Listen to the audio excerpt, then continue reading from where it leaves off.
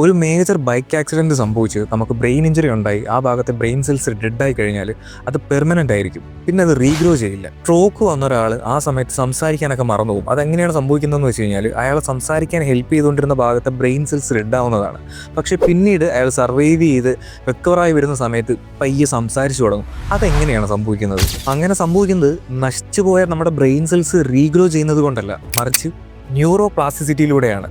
എന്താണ് ന്യൂറോപ്ലാസ്റ്റിറ്റി? നമ്മുടെ തലയിലെ ഈ സൂപ്പർ കമ്പ്യൂട്ടറിൻ്റെ വളരെ റിമാർക്കബിൾ ആയിട്ടുള്ളൊരു കഴിവാണിത്.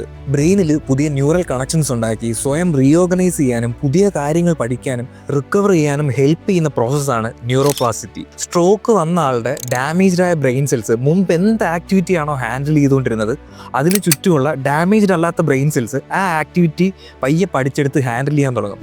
അങ്ങനെയാണ് ഈ സ്ട്രോക്ക് വന്ന ആൾ സംസാരിക്കാൻ മറന്നുപോയാണ് പയ്യെ വീണ്ടും സംസാരിച്ച് തുടങ്ങുന്നത്. ഇത് ഒരിക്കലും ഓവർ നൈറ്റ് നടക്കുന്നൊരു പ്രോസസ്സൊന്നും അല്ല. അതായത് ഇന്ന് തുടങ്ങി നാളെ റെഡിയാവുന്ന പ്രോസസ്സല്ല.